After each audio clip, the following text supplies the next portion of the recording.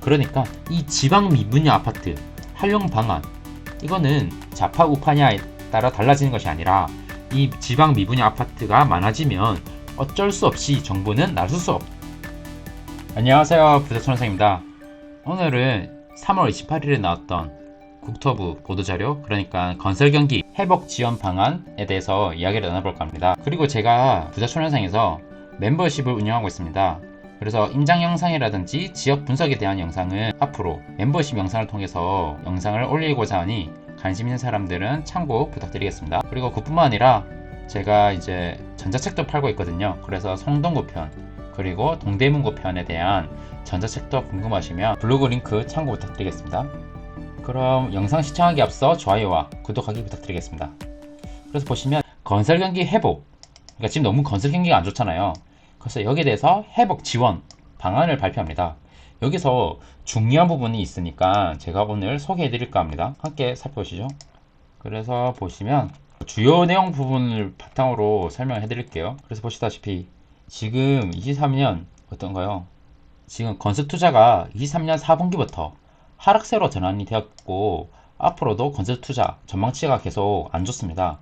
그래서 당연히 이 원인으로는 고물가 그리고 부동산 경기 침체, 그러니까 수요자가 없잖아요. 지금 수요자가 없기 때문에 이러한 원인으로 인해서 건설 수주가, 그러니까 공급이 줄어들 수밖에 없는 것입니다.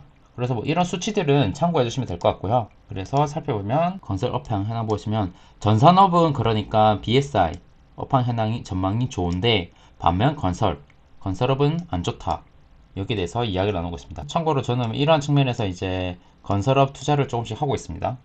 그래서 최근에 투자 위축, 그러니까 수요가 없다. 그리고 건설경기 둔화는 이제 고금리, 크게 원인을 세 가지 말하고 있거든요. 고금리, 이건 다 알고 있죠. 그리고 공사비 급등, 인플레이션 뭐 관련돼 있죠. 그리고 세 번째, 미분양 증가로 인해서 건설사들이 굳이 리스크에 비해서 그들이 가지고 있잖아요. 당연히 공급하는데 리스크에 비해서 수익이 악화가 되었기 때문에 굳이 지금 건설을 하지 않으려고 한다는 것입니다. 그래서 첫 번째, 고금리입니다. 고금리는 특히 바로 이 유동성 관련되어 있습니다. 유동성. 이 유동성이 엄청 중요한 거 아시죠? 결국은 이 경제위기 당시를 살펴보면 주된 문제는 결국 유동성 부족 문제였습니다. 그러니까 이 기업이 흑자를 내고 있다 하더라도 유동성 경색에 직면하면 회사는 망할 수 있습니다. 그래서 여기서 유동성을 공급해 줘야겠죠. 유동성 공급이 중요한 이슈라고 볼 수 있습니다. 유동성 공급. 그래서 지금 제한적인 피부 대출로 인해서 유동성이 경색돼 있다. 이게 첫 번째 원인이고요. 그리고 두 번째는 바로 지금 공사비 급등이죠. 보시다시피 아마 다 아실 겁니다. 최근에 정비사업지에서도 시공사와 조합, 그러니까 시행사 간에 공사비 갈등 관련 기사를 많이 볼 수 있습니다. 심지어 알짜 정비사업지로 꼽히는 강남 3구, 그러니까 강남, 서초, 송파, 이 상구도 마찬가지 상황이고요.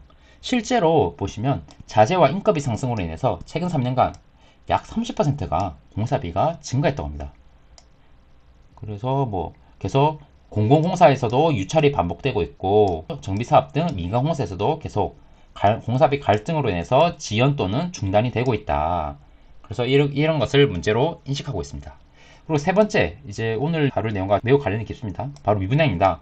최근 3년간 3배 이상 증가했다는 것입니다. 그래서 20년 12월 기준에 1.9만 호였는데 현재 24년 1월 기준으로는 6.4만 호까지 많이 상승했죠. 그래서 특히 상 미분양이라고 불리는 이 중공업 미분양의 경우 지방, 여기도 특히 지방입니다. 서울 수도권은 아니고요.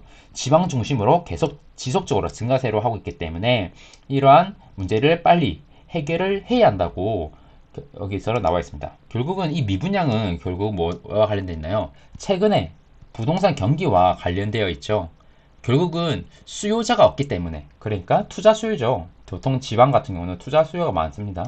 그래서 이 부동산 경기와 관련이 있고요. 수요자가 없기 때문에 수요자가 없으면 그럼 당연히 건설사 입장에서는 굳이 공급할 필요성을 못 느끼고 있겠죠.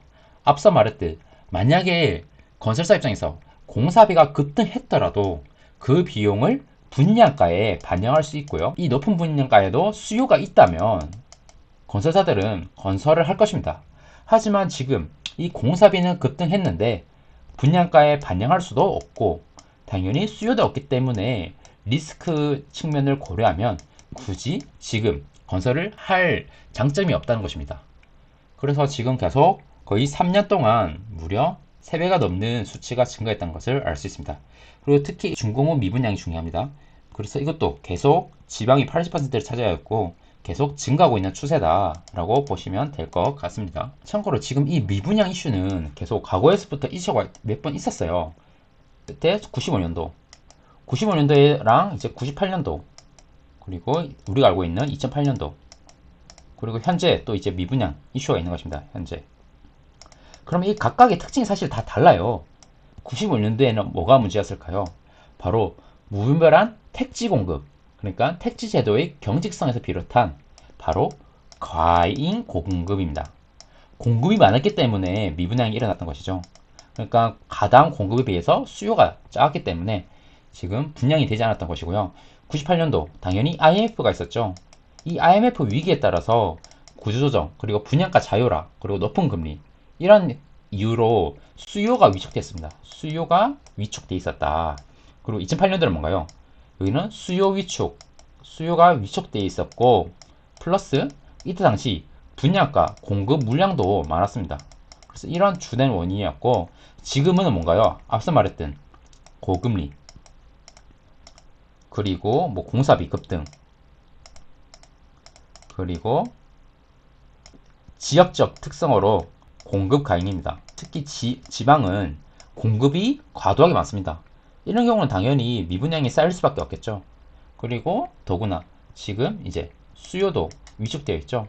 이런 복합적인 이유가 있습니다.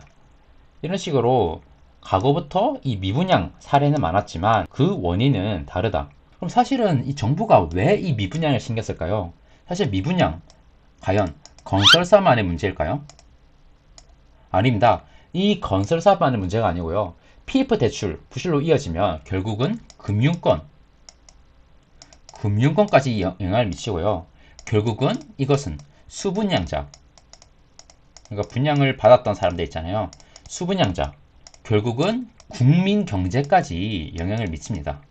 그렇기 때문에 정부는 이 미분양 주택을 일정 이상 증가하게 되면 적극적으로 개입을 해서 이 미분양 문제를 해결할 수밖에 없습니다. 즉, 미분양 증가를 정부가 반감만 하고 있을 수는 없다는 것입니다. 미분양 주택이 심각해진다면 정부는 나설 수밖에 없는 것이죠. 그리고 지금 이제 정부가 조금씩 나서려고 하는 것을 알 수 있습니다. 그래서 보시면 뭐 건설 경기가 지역 경제와 취약계층 고용에 미치는 영향이 큰 만큼 계속 지금 또 총선도 있잖아요. 그래서 지금 명분을 계속 말하고 있는 것이죠. 이 지역 경제에 망할 수 있다. 미분양 증가하면. 그리고 뭐 지역 민생 경기 회복이 제약될 가능성이 있기 때문에 정부가 이제 나서야 된다. 그래서 여기서는 계속 이제 정부가 개입을 하겠다는 명분을 만들어주고 있다는 것을 알 수 있죠. 그래서 지금 아까 말씀드렸다시피 여기서 지금 최근에 6.4만 호가 증가했다고 했잖아요. 그러나 제가 이거를 좀 정리를 해봤어요. 포시스 통계 사이트에서 볼 수 있거든요. 현재 미분양 주택수가 24년 1월 기준으로 6.4만 호라고 했습니다. 전국 기준으로요. 그래서 보시면 24년 1월 이 빨간색이 전국이고요. 전국. 그리고 이 파란색이 지방. 그리고 검정색이 이제 수도권이고요. 그래서 참고해 주시면 될 것 같고 여기 보시면 지금 여기 6.4만 호입니다. 6.4만 호가 있는데 하지만 이 보시면 이 2008년도 제일 가까운 시기에는 2008년도에 미분양이 많았다고 했잖아요. 2008년도 그러니까 여기 제일 최대가 얼마냐면 2009년 3월에 무려 16.6만 호가 있었습니다. 16.6만 호. 그래서 지금 그에 비해서는 그렇게 많지는 않지만 지금 정부는 조금씩 이제 계속 증가하고 있는 추세니까 이러한 문제로 인식을 하고 있고 정부가 나서겠다는 것을 보여주고 있는 것입니다. 그리고 참고로 이것도 뭐 보시면 이게 이제 시도별로 또 볼 수가 있어요. 이게 너무 복잡해 보이잖아요. 여기서 지금 증가하고 있는 게 어딘지 좀 볼게요. 특히 이 검정 색깔 어디시냐면 경북입니다. 경북. 그리고 또 이 빨간 색깔 보면 이제 경기도 약간 좀 늘어나고 있고요. 과거 사례에 비하면 빨간색 경기도는 그렇게 심각하지 않죠. 과거 뭐 2012년도, 14년도 이때 엄청 많았잖아요. 그때 비하면 지금은 그렇게 문제가 되지 않다. 이게 결국은 지금까지의 평균량에 비해서 절대적인 숫자는 지역마다 다를 수 있잖아요. 미분양 주택의 수가 얼마나 심각한지. 그런데 보시면 지금까지 경영에 비해서 지금 늘어나고 있다라고 보시면 좀 심각한 것입니다. 그러니까 여기 머리에서 정부 이 하늘색도 보시면 지금까지 거의 없었어요. 그러나 지금 이렇게 조금 증가하고 있다는 것을 알 수 있죠. 그러니까 이런 것처럼 지역마다 일부 지역은 공급 과잉으로 인해서 미분양 주택이 늘어나고 있는 곳들이 있습니다. 그러니까 이런 것들은 이제 지역마다 조금 차이가 있다고 보실 수 있습니다. 그러니까 이런 부분을 참고해 주시면 될 것 같습니다. 그래서 지금 이 미분양 문제 좀 봐주시면 될 것 같고, 여기 뭐 다양한 이제 뭐 전략이 있어요. 근데 저는 이제 여기서 민간회로 해소, 그러니까 건설 사업 리스크 완화, 유동성 지원, 규제 개선, 부담 경감 이 부분에 대해서 초점을 맞춰가지고 이야기를 해볼게요. 그래서 뭐 다른 부분들은 자세하게 한번 읽어보시면 될 것 같고요. 저는 이 민간회로 해소 부분 이 부분입니다. 그래서 보시면 또 중요한 내용이 있거든요. 그래서 지금 PF 부실 우려, 사업장 재구조화 지원.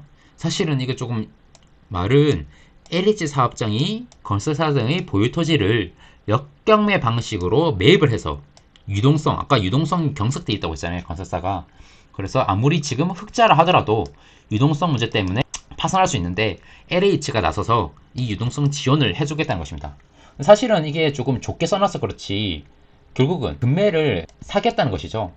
정부가 금매를 사겠다. 그러니까 낮은 가격에 가격을 후려쳐서 이제 매수를 하겠다 이렇게 보시면 됩니다. 그러니까 투자를 굉장히 잘하죠, LH가.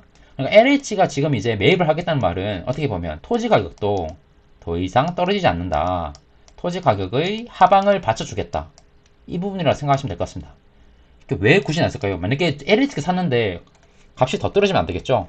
이 LH는 지금 값살 때 건설사들이 가진 토지를 낮은 가격에 매수를 해서 수익을 남깁니다. 정부는 절대 손해보는 장사를 하지 않는다는 거 기억해 주세요. 그러니까 이 LH 사업장이 나선다. 이 부분이 또 큰 의의가 있습니다. 그래서 뭐 뒤에 나중에 보실게요. 여기 보시면 그래서 어떻게 되었나요? 여기 보시면 이 말로는 엄청 좋게 써놨어요. 뭐 다수의 매도 희망 기업으로부터 매각 희망 가격을 제출받아서 희망 가격이 낮은 순서대로, 그러니까 값싼 순서대로 토지를 매입하는 역경매 방식으로 기업이 유동성을 확보할 수 있도록 해주겠다.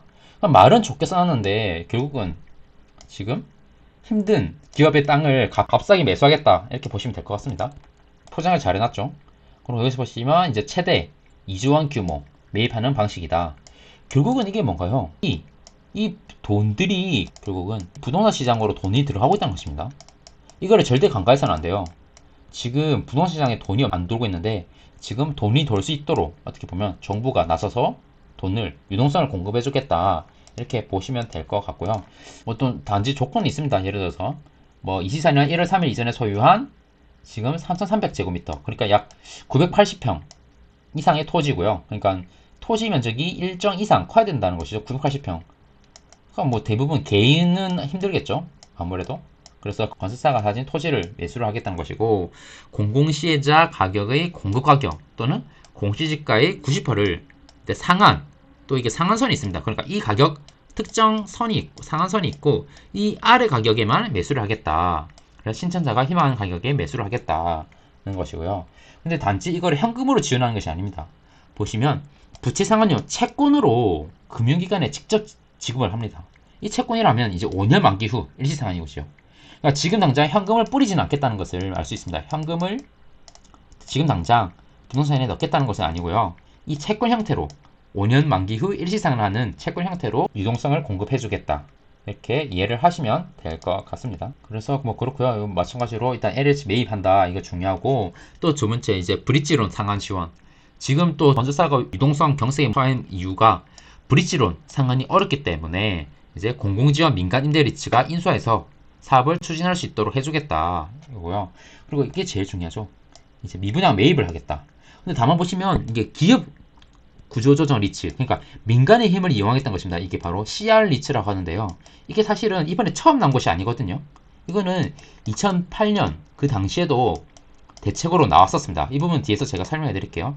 그래서 리츠 형태로 다만 이제 민간의 돈을 활용해서 지방 미분양을 주택을 매입할 경우 이제 세제를 지원해 주겠다. 이건 이미 나왔습니다.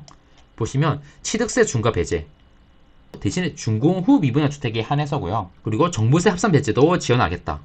다만 양도 차익 추가 과세 면제는 앞으로 상황을 보고 추후에 검토하겠다.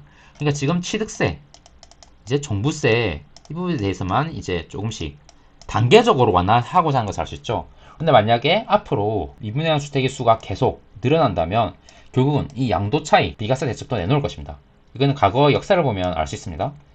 나중에 이건 다시 설명해 드릴게요. 그래서 지금 보시면 이제 시행령으로 통해 가지고 24년 3월 28일부터 그러니까 현재 취득분에 대해서 다 적용을 한다. 취득세, 종부세, 중과 적용, 합산 적용 배제하겠다라고 봐주시면 될 것 같습니다.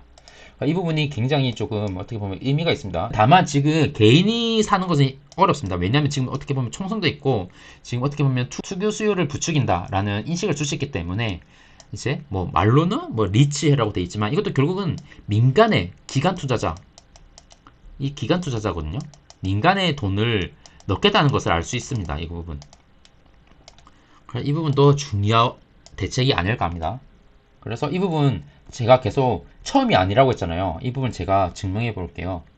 그래서 보시면 이거는 2007년 9월 20일 기사입니다. 이때가 뭔가요? 바로 노무현 정권입니다. 그러니까 흔히 많은 사람들은 좌파, 그리고 좌파 우파가 나뉘잖아요. 어떻게 보면 이 좌파가 정권을 잡으면 절대로 부동산 경기를 살리지 않는다라고 인식을 하는데요. 이거는 좌파 우파 관계가 없습니다. 결국은 아까 뭐라 했나요? 이 건설 경기는 바로 국민 경제와 관련돼 있습니다. 경제, 국민 경제와 관련돼 있죠. 그리고 이때는 이제 정권 이제 거의 말기거든요. 이제 대선이 있었습니다. 다음에 당연히 이 국민 경제가 안 좋으면 대선에 좋을 리가 없죠. 그러니까 이 지방 미분양 아파트 활용 방안 이거는 좌파 우파냐에 따라 달라지는 것이 아니라 이 지방 미분양 아파트가 많아지면 어쩔 수 없이 정부는 나설 수 없다는 것을 알 수 있습니다. 그래서 여기서는 어떻게 노무현 정권 때는 그러면 어떻게 이야기하고 있었을까요? 보시다시피 뉘앙스를 읽어보면 제가 나중에 이명박 정권 때 이제 지방 미분양 해소 방안 또 설명 보여드릴 텐데요. 그때와 비교해보면 조금 굉장히 조심스럽게 이야기를 하고 있습니다. 여기 보시면 어떻게 살펴보겠습니다. 그래서 지금 이 대신에 공공에서 미분양 아파트를 매입해서 이제 전용 면적 60제곱미터 이하에 대해서는 국민 임대주택으로 그리고 60제곱미터 초과 지방에 대해서는 비축용 임대주택으로 활용하겠다. 그래서 뭐 수도권 이외 지역에 대해서 우선 추진하되 준공 아파트 위주로 매입을 하겠다. 그래서 다만 미분양 주택을 위해서 돈을 쓴다는 것을 보여주면 안 되니까 추가 재원을 확보할 필요가 없다. 그러니까 추가적인 돈이 필요 없다. 이것을 계속 말하고 있고요. 그래서 여기서도 보시면 이 노무현 정권 때도 민간의 여유 자금을 펀드 형태로 조직해서 그리고 이게 결국은 아까 말씀드렸던 CR 리치입니다. CR 리치. 그래서 지금 공공뿐만 아니라 이 민간의 힘도 활용하겠다는 것을 알 수 있죠. 민간의 여유 자금을 펀드 형태로 조직해서 지방의 미분양 아파트를 매입하거나 임대하거나 이렇게 광고할 예정이다. 이렇게 설명을 하고 있습니다. 그래서 보시면 대신에 뭐 싼 가격에 건설하는 것보다 싼 가격에 매입이 가능하다. 그래서 이런 장점에 대해서 계속 어필하고 있고요. 근데 조금 이게 특징이 조금 있습니다. 여기 보시면 그때 노무현 정권 때 부동산 어떻게 바라봤는지 알 수 있죠. 투기 수요로 되어 있습니다. 투기 수요. 투기 수요 감소. 이 원인이 지금 지방 미분양의 급증 원인이 투기 수요의 감소 그리고 공급은 확대. 그러니까 공급은 확대되고 투기 수요는 이제 계속 위축이 되었기 때문에 지금 지방에 미분양이 급증하고 있다. 이렇게 인식을 하고 있고요. 근데 이런 이제 건설업체 연쇄 부도로 인해서 지방 경제 얼어지고 있고 이제 앞으로 경기에 큰 영향을 미친다. 다만 이 건설업체의 도덕적 해이를 유발할 수 있고 부적절한 선례가 될 수 있기 때문에 굉장히 조심스러워한다는 것을 알 수 있죠. 그래서 어떻게 지원을 해주겠냐면 조건이 있습니다. 조건은 달죠. 보시면 공공임대 건설 계획이 있고 임대 수요가 충분한 지역에 한해서 이 전제 조건 하에서 부작용을 최소화하면서 도덕적 해이를 야기하지 범위에서 미분양 아파트를 활용하겠다. 굉장히 이 뉘앙스가 조심스럽죠. 그러니까 절대적으로 그냥 도와준다는 게 아니라 이 공공임대 어떤 특정 전제 조건이 하에서만 이제 최소한 부작용을 최소화하면서 도와주겠다. 그러니까 지방 경제를 생각하면 도와는 줘야겠고, 많은 사람들은 또 이제 이것을 어떻게 보면 당시 건설사들이 좋게 보진 않았잖아요. 이 건설사들을 좋게 도와주는 또 형태로 보여주셔서는 안 되기 때문에 이런 것들을 다 신경 쓴다는 것을 알 수 있죠. 현재 시세보다 저렴하게 매입해서 또 뭐 재원 절감, 민간의 도덕적 해이를 방지하겠다. 이것은 좀 굉장히 조심스럽게 알 수 있습니다. 당시 그런 미분양 주택은 얼마였나요? 아까 지금 현재는 지금 전국적으로 6.4만 원이라고 했거든요. 6.4만 원. 당시에는 전국적 미분양이 9.1만 원, 9.1만 원이었습니다. 그러니까 지금보다 약 지금 한 2.7만 원 많았죠. 그래서 당시 지방이 다 많았다. 보시면 지방이 많았다는 것을 알 수 있죠. 27년 7월입니다. 그래서 지금 참고로 95년도에는 15만 원가 있었네요. 아까 2009년 3월에는 몇 시랬죠? 2009년 3월에 16.6만 호가 있었다 했잖아요. 그때 얼마나 심각했다는 것을 알 수 있죠. 근데 이거는 그 전입니다. 2007년 7월이고요. 이때는 당시에는 9.1만 호. 근데 불과 2년도 안 된 사이에 거의 7만 호가 넘게 증가했다는 것을 알 수 있습니다. 그래서 아무튼 95년도 15원 이후로 최고치다. 그래서 지금 정부가 나서야 된다. 이때가 바로 노무현 정권, 좌파 정권이 잡았을 때 지방 미분양 역시 살렸다는 것을 알 수 있죠. 그래서 이런 식으로 뭐 전용 면적 뭐 60제곱미터 이하는 뭐 어떻게 하겠다. 이런 다 계획이 있었다는 것을 알 수 있습니다. 그래서 뭐 활용하겠다. 뭐 국민 임대주택으로 활용하고 비축형 임대주택으로 활용하겠다. 이것을 알 수 있고요. 계속 최저가격 수준으로 매입을 하겠다. 결국 건설사를 계속 살려준다는 이런 인식을 보여주면 안 되거든요. 정부 입장에서는요. 특히 대선 앞두고 있는 상황에서 이 망해가는 건설사를 정부가 도와준다는 인식을 해주면 안 되니까 계속 최저가격 매입을 하겠다. 이런 식으로 계속 보여주고 있다는 것을 알 수 있습니다. 그래서 뭐 보시면 이거는 뭐 임대주택을 활용하겠다. 이걸 다 나와 있습니다. 그래도 아까 민간펀드 결국 아까 이게 말씀드렸던 CR 리츠 아까 말씀드렸죠. 여기 기업 구성 조정 리츠 이게 바로 CR 리츠입니다. CR 리츠인데 이 리츠가 이제 지방민주주택을 매입하겠다. 이게 결국은 2007년대부터도 나왔었다. 그래서 보시면 이 85 전용 면적 그러니까 85제곱미터 초과가 되는 경우에 대해서는 리츠 펀드 등 민간의 자금 활용해서 임대사업을 할 수 있도록 세제 지원을 하겠다. 똑같죠 지금이랑. 그래서 뭐 건설임대주택과 동일한 수준으로 과세특례 요건을 완화하겠다. 그래서 종부세 합산 배제 여기 때는 양도 차익에 대해서 법인세 30% 추가 과세 배제 요건 완화. 이런 식으로 당시에는 그래도 양도 차익에 대해서도 혜택을 줬었죠. 결국은 정부는 지금 당장 모든 걸 풀어줄 생각은 없고요. 단계적으로 취할 것입니다. 단계적으로 풀어줄 것이라는 것을 알 수 있죠. 이때도 이제 결국은 보시면 외환위기 때랑 비교를 하고 있거든요. 그래서 외환위기 당시에 비해서는 덜 심각하지만 그래도 지방 미분양 계속 증가하고 있기 때문에 있다. 하지만 이 원인은 다르다. 외환위기 때는 결국은 주택 수요 급감이고요. 최근 이제 고분양가, 분양가가 높고 과도한 공급 확대 그리고 계속해서 투기 수요 감소 계속 투기라고 말을 쓰고 있죠. 아무튼 이 투기 수요가 감소함에 따라서 미분양이 증가하고 있다. 그러니까 이 원인은 다르다. 그리고 덜 심각하다라는 것을 알 수 있고요. 다만 지금과 다른 점은 뭔가요? 지금은 당시에는 저금리, 그러니까 높은 유동성은 풍부했었습니다. 유동성은 풍부했는데 다만 이 과도한 공급 확대, 투기 수요 감소 때문에 미분양이 늘어나고 있었다는 것을 알 수 있고 지금은 여기다가 플러스 고금리, 공사비 급등 이런 걸로 인해서 이런 문제도 있죠. 그래서 지금 계속해서 인위적인 경기 활성화 정책은 배제한다는 기본 원칙을 견지하는 상황이다. 이것을 계속 조심스러운 입장을 취하고 있다는 것을 알 수 있습니다. 그렇고요. 이게 2007년 이제 노무현 정권 때 계속 이 숫자를 기억해 주세요. 이때 9.1만 호였다. 2007년 이 7월 당시만 하더라도 이제 전국적으로 9.1만 호가 있었다. 그럼 다음으로 이제 이명박 정권 때 2008년 6월 살펴보시죠. 이때 무려 벌써 13.2만 호까지 나갔습니다. 2008년 3월 그러니까 뭐랬죠? 07년 7월에는 9.1만 호가 있었죠. 9.1만 호. 그리고 이제 08년 보시면 3월에는 전국적으로 13.2만 호. 그리고 아까 앞에서 제가 뭐랬나요? 제일 많았을 때 09년 3월에는 16.6만 호. 그러니까 지금 이 증가하는 속도가 굉장히 가팔랐다는 것을 알 수 있습니다. 그러니까 지금 너무 낮다고 가만히 있으면 안 된다는 것이죠. 지금 애초에 좀 이제 위험을 감지했을 때 정부가 나서서 미분양 주택이 늘어나는 것을 계속 모니터링하고 개입을 해야 되는 것입니다. 그래서 13.2만 호였고 계속 이 증가하고 있다. 그래서 역시나 지방에 집중되어 있다. 이렇게 말하고 있고요. 그래서 이때는 대부분 이제 중대형 평형의 미분양이 집중되어 있고 계속 증가하고 있다. 그래서 여기서 이제 상황을 계속 보시면 알 수 있고요. 그래서 높은 분양가, 여기는 또 이제 이명박 정권 때는 또 저거 다르죠. 아까 노무현 정권 때는 뭐랬나요? 투기 수요로 했는데 여기는 또 투자 수요로 되어 있습니다. 그러니까 이 정권에 따라서 이 투자 수요를 바라보는 관점이 다르는 것을 알 수 있습니다. 여기서는 투자 수요, 아까 노무현 정권 때는 투기 수요.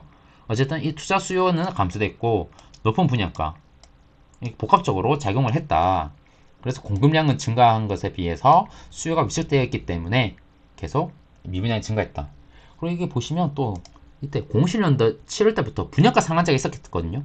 이 분양가 상한제가 있으면 당연히 건설사 입장에서는 굳이 지금 당장 분양을 안 하려고 하겠죠. 그래서 이거를 피하기 위해서 계속 밀어내기식 하다 보니까 공급량이 한꺼번에 몰렸다. 이렇게 이야기를 하고 있습니다. 그래서 계속 지방은 준공허 미분양, 그러니까 악성 미분양이죠.